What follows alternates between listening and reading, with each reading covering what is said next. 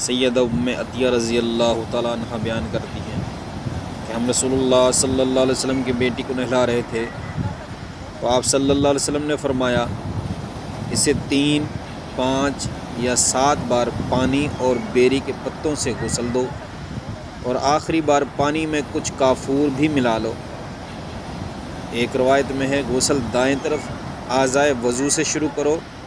سیدہ ام عطیہ رضی اللہ تعالیٰ عنہ کہتی ہیں کہ ہم نے غسل کے بعد اس کے بالوں کی 3 چوٹیاں گوندیں اور انہیں پیچھے ڈال دیا۔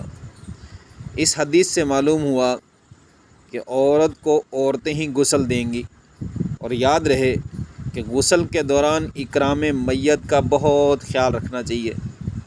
وفات کے فوراً بعد میت کا منہ اور آنکھیں بند کر دی جائیں، بازو، ٹانگیں اور ہاتھ پاؤں کی انگلیاں بھی سیدھی کر لی جائیں، قمیض اور بنیان وغیرہ اتار کر چادر سے میت کا بدن ڈھانپ دیا جائے، پانی اور بیری کے پتے ابال لیے جائیں، پھر نیم گرم پانی سے استعمال کیا جائے۔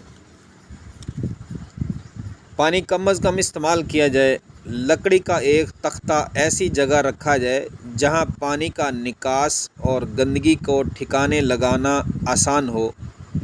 میت کو اس تختے پر لٹایا جائے، ناف سے گھٹنوں تک کی جگہ کپڑے سے ڈھانپ دی جائے اور دوران غسل میت کی شرمگاہ پر نظر نہ پڑے۔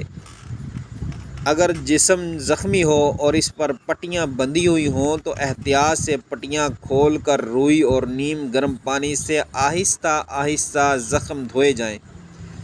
ہر کام کی ابتدا دائیں طرف سے کریں، مگر یہ کہ صرف بائیں جانب توجہ کی مستحق ہو تو بائیں جانب سے بھی صفائی کی جا سکتی ہے۔ ناف کی طرف ہاتھ سے میت کا پیٹ 2 یا 3 دفعہ دبایا جائے تاکہ اندر رکی ہوئی گندگی امکان حد تک خارج ہو جائے۔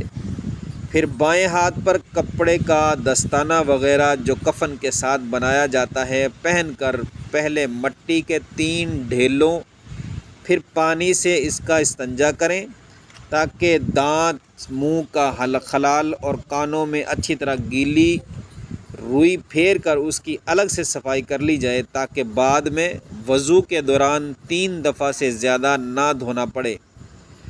بسم اللہ پڑھ کر میت کو مسنون وضو کرایا جائے۔ 3 دفعہ اچھی طرح سر دھوئیں، حسب ضرورت صابن استعمال کرتے ہوئے پورا جسم 3، 5 یا 7 مرتبہ اچھی طرح دھوئیں۔ آخری دفعہ نہلاتے وقت پانی میں کچھ کافور ملا لیں۔ سب سے آخر میں پاؤں دھوئیں۔ یہ غسل کا میت کو غسل دینے کا طریقہ ہے۔